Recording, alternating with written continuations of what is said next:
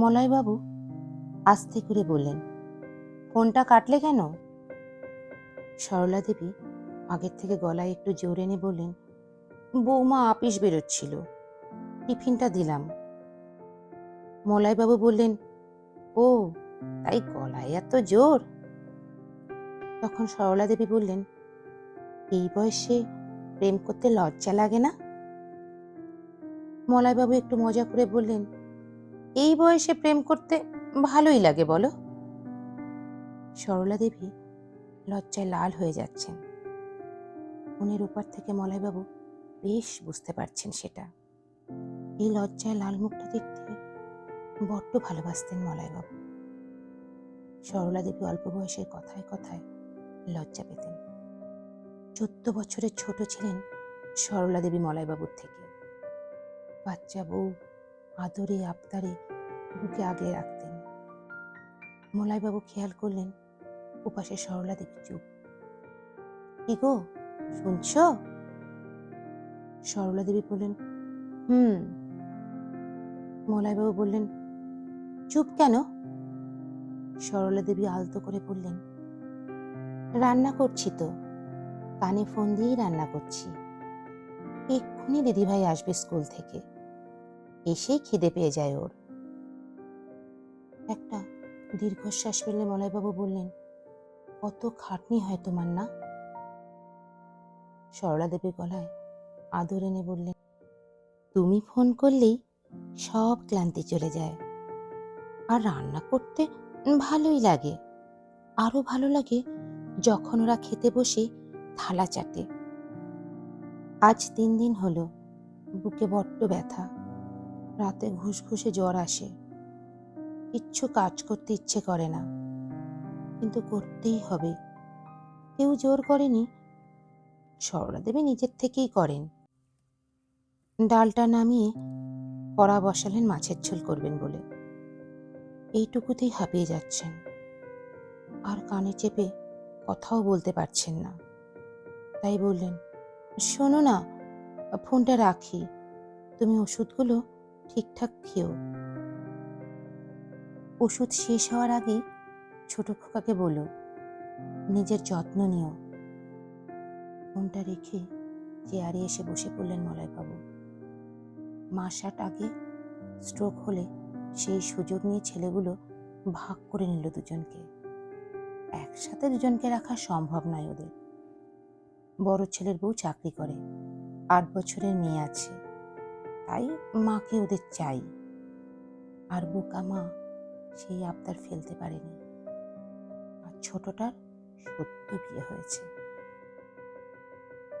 তাই বাবা ওখানেই থাকে। সুন্দর ব্যবস্থা। এই ছেলেদেরকেই নাকি দুজনে মিলে ভিটে মাটি টাকা শেষ করে মানুষের মতন মানুষ করেছেন। বুকটা ভার হয়ে গেল মলয়বাবু। ইচ্ছে করে এক ছুটতে যায় বড় খোকার বাড়ি, একবার দেখে সরলা দেবীকে। এতটা অসুস্থ ছিলেন মলয়বাবু, তাই জোর করে বলতেও পারেনি যে আমি তোদের মাকে ছাড়া থাকতে পারবো না। আর কোন ভরসায় বলতেন? কি ছিল ওনার জীবনে? যেটুকু সম্বল ছোট খোকার ইঞ্জিনিয়ারিং এর সময় শেষ। থাক, তাও শেষ বয়সে সরলা মাছটা দুধটা পায় ওখানে। বাবা, গরম জল দিয়েছি বাথরুমে। ছোট বৌমার চিৎকারে চেয়ার ধরে উঠে পড়লেন মলয়বাবু। বাবা, তাড়াতাড়ি ঘুম থেকে ওঠো, দাদা ফোন করেছিল, মায়ের নাকি শরীর ভালো নেই। মলয়বাবু শুনছেন দরজায় দাঁড়িয়ে। ওনার ছোট ছেলে রথিন বলছে, আজ 8 মাস এ বাড়িতেই আছেন উনি একা। আর ওনার অর্ধাঙ্গিনী বড় ছেলের বাড়িতে, এখান থেকে ঘন্টা 3 পথ। বাবা, ওঠো, তাড়াতাড়ি বেরোতে হবে। রথিনের কথায় ধর্মর করে উঠে বসলেন মলয়বাবু। তাড়াতাড়ি নেমে দরজা খুলেই বললেন, বেঁচে আছে নাকি শেষ? তুমি কি পাগল হলে নাকি? সুস্থ মানুষ, একটু শরীর খারাপ হয়েছে, তোমায় দেখতে চাইছে। আর কিসব কথা বলছো তুমি? ধমক দিয়ে বলল রথিন। সেই তো সুস্থই তো ছিল তোদের মা, অসুস্থ তো আমি। এমন হাবাতে অসুখ সব শেষ করে দিল আমার, বুকটা খালি করে দিল। একা একাই বলে যাচ্ছেন মলয়বাবু। রথিন বাবাকে ধরে বলল, বাবা শান্ত হও, নিজেকে শান্ত করে তৈরি হও, এক্ষুনি বেরোবো, মা তোমাকে দেখতে চাইছে। বাবাকে আরো শক্ত করে জড়িয়ে ধরল প্রবীণ। ছেলের কাঁধে মাথা দিয়ে ফুঁপিয়ে উঠলেন মলয়বাবু। এত বড় অসুখের পর উনি আছেন ঠিকই, কিন্তু ওনার অর্ধেকটাই তো নেই।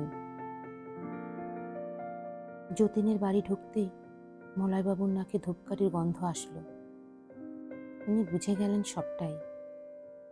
তাও আশা নিয়ে মন শক্ত করে গাড়ি থেকে নামতেই বড় খোকা যতীন ছুটে এসে বলল, বাবা এত দেরি কেন করলে? কতবার তোমার নাম ধরে ডাকলো। তারপর রথিনকে জড়িয়ে বলল, ভাই সময় দিল না রে। মলয়বাবু ঘরে গেলেন না, বাইরে সোফায় বসে পড়লেন। হাত পা কাঁপছে।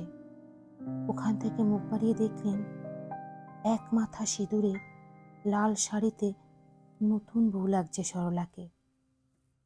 সেই আজ থেকে 52 বছর আগে 18 সরলা। সারাদিন নুপুর করে ঝুমঝুম করে ঘুরে বেড়াতো, খিলখিল করে হাসত।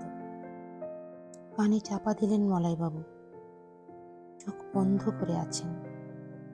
নাতনি এসে বলল, দাদু ভাই ঠাম্মি এটা দিতে বলেছে তোমায়। লুকিয়ে টিয়া একটা কাগজ দিল মলয়বাবুকে। মলয়বাবু কাপা কাপা হাতে কাগজ খুলে দেখলেন তাতে লেখা, কইও রে ভ্রমর কৃষ্ণ রে বুঝাইয়া, মুই রাধা মুইরা যামু কৃষ্ণ হারা হইয়া।